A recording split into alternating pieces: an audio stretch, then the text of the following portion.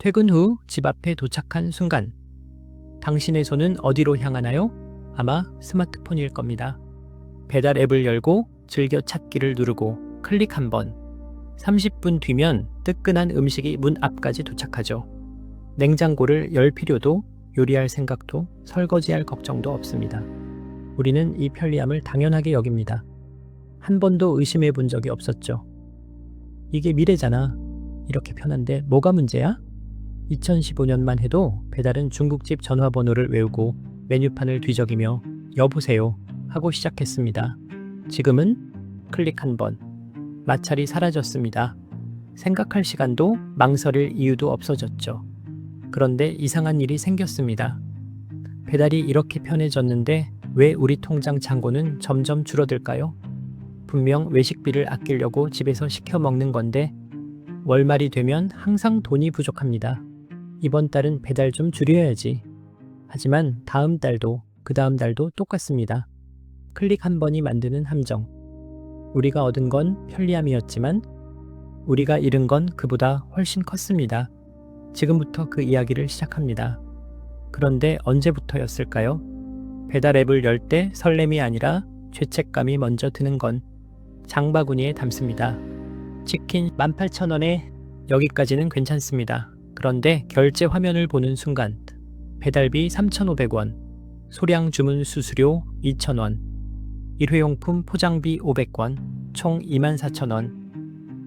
치킨이 24,000원? 분명 예전엔 치킨 한 마리면 15,000원이면 충분했는데 지금은 2만 원이 넘어버렸죠. 그래도 클릭합니다. 오늘만, 내일부터는 집에서 해먹어야지.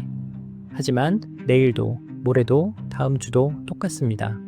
월말에 카드 명세서를 봅니다. 배달의민족 127,000원, 쿠팡이츠 89,000원, 요기요 54,000원, 총 27만 원. 이게 맞나? 한 달 식비가 아니라 배달비만 27만 원입니다. 식재료비까지 합치면 식비가 50만 원을 넘어갑니다. 혼자 사는데 50만 원. 예전엔 20만 원이면 충분했는데 지금은 2배가 넘어버렸습니다. 그리고 우리는 알아차립니다.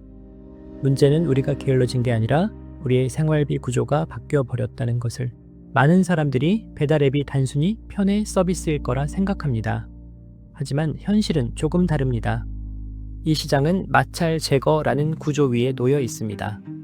경제학에는 마찰 비용이라는 개념이 있습니다. 예전에 배달 음식을 시키려면 이런 과정을 거쳐야 했죠. 메뉴판을 찾는다, 마찰, 전화번호를 누른다, 마찰, 여보세요 하고 주문한다, 마찰, 주소를 설명한다, 마찰, 현금을 준비한다, 마찰. 이 모든 마찰이 우리의 소비를 제한했습니다. 귀찮으니까 한 번 더 생각하게 됐죠. 진짜 시켜 먹어야 하나? 집에 라면 있는데. 그런데 배달앱은 이 모든 마찰을 제거했습니다. 클릭 한 번. 생각할 시간 제로. 행동경제학자들은 이걸 너지라고 부릅니다. 작은 자극으로 행동을 유도하는 기술이죠. 배달앱은 완벽한 너치 플랫폼입니다. 오늘의 추천? 지금 주문하면 할인. 친구들이 많이 주문한 메뉴. 알고리즘이 당신의 취향을 학습하고 당신이 배고플 시간을 예측하고 당신이 클릭할 메뉴를 먼저 보여줍니다. 그리고 가격은 교묘하게 숨겨집니다. 메뉴 가격. 크게 표시 배달비, 작게 표시 수수료. 결제 화면에서야 등장. 우리는 18,000원에 치킨을 주문한다고 생각했지만 실제로는 24,000원을 결제하는 겁니다. 더 교묘한 건 이 비용 구조가 고정비로 변했다는 겁니다. 예전엔 배달을 시키지 않으면 비용이 0원이었습니다. 하지만 지금은 배달 앱을 깔아두는 순간 그것은 선택이 아니라 기본값이 됩니다. 오늘은 뭐 시켜 먹지? 오늘은 배달 안 시킬까?가 아니라 문제는 플랫폼만이 아닙니다. 우리의 생활 패턴 자체가 배달 앱에 최적화되어 버렸습니다. 냉장고는 비어있고 요리 도구는 먼지가 쌓이고 마트 갈 시간은 없습니다. 배달 앱 없이는 저녁을 해결할 방법이 없는 구조. 이게 바로 보이지 않는 고정비입니다. 문제는 우리가 이 구조에 갇혔다는 걸 깨닫지 못했다는 데 있었습니다. 2020년 코로나, 배달 앱 사용이 폭발했습니다. 외식은 위험하고 집에만 있어야 하니까. 배달 의민족 거래액 2019년 3조 원, 2021년 8조 원. 우리는 생존을 위해 배달 앱을 선택했다고 생각했습니다. 하지만 배달 앱은 우리의 생활 패턴을 영구히 바꿔놓았습니다. 코로나가 끝난 2023년, 거리에는 사람들이 돌아왔지만 우리는 여전히 집에서 배달을 시킵니다. 왜냐하면 이제는 그게 더 당연하니까요. 그 사이 자영업자들은 무너졌습니다. 배달 앱 수수료, 주문액의 6.8에서 12%. 치킨집이 108,000원에 치킨을 팔면 배달 앱에 1,500에서 2,000원을 줘야 합니다. 거기에 배달비 일부도 부담하고 광고비까지 내야 노출이 됩니다. 결국 치킨집 사장님 손에 남는 건 13,000원 정도. 원가가 10,000원이라면 순이익은 3,000원. 한 달에 300마리를 팔아야 90만 원 남습니다. 이렇게 해서는 못 살아. 그래서 사장님은 선택합니다. 가격을 올리거나 품질을 낮추거나 아니면 폐업하거나. 2023년 한 해 동안 전국에서 폐업한 치킨집 2만 개 이상. 그 사이 젊은 세대는 깨달았습니다.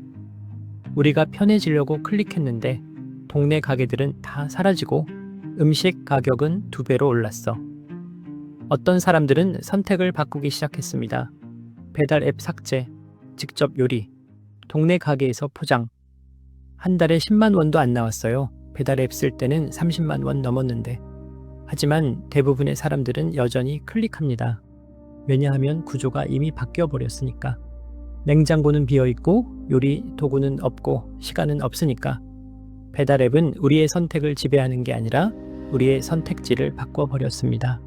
지금 당신의 스마트폰에는 배달 앱이 몇 개나 있나요? 배달의민족, 쿠팡이츠, 요기요. 아마 최소 한두 개는 있을 겁니다. 우리는 이제 압니다. 클릭 한 번이 만드는 건 편리함만이 아니라는 것을. 그것은 보이지 않는 고정비였고 바뀐 생활 구조였으며 사라지지 않는 소비 습관이었습니다. 한 달에 27만 원. 그 돈으로 우리가 얻은 건 30분의 편리함이었습니다. 하지만 우리가 잃은 건 훨씬 많았죠. 요리하는 습관, 장 보러 가는 시간, 동네 가게와의 관계, 그리고 돈. 마찰이 사라지면 소비의 제한도 사라집니다. 예전엔 진짜 시켜 먹어야 하나? 라고 한 번쯤 망설였지만 이제는 생각 없이 클릭합니다. 그 클릭이 쌓여서 한 달 27만 원이 되고 1년이면 300만 원이 넘습니다. 변하지 않으면 살아남을 수 없다는 법칙.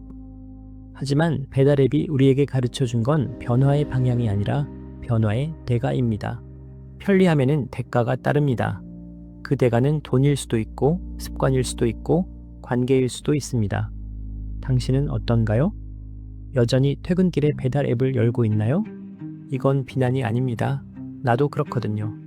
다만 우리는 알아야 합니다. 클릭 한 번이 단순히 음식을 주문하는 게 아니라 우리의 생활비 구조를 바꾸고 우리의 소비 습관을 고정시키며 우리를 조금씩 가난하게 만든다는 것을. 오늘 저녁은 어떻게 하실 건가요? 클릭 한 번? 아니면 냉장고 한 번 열어볼까요? 선택은 당신의 몫입니다. 하지만 기억하세요. 편리함이 공짜였던 적은 한 번도 없었다는 것을. 오늘 준비한 이야기는 여기까지입니다. 지금까지 관찰 경제학이었습니다.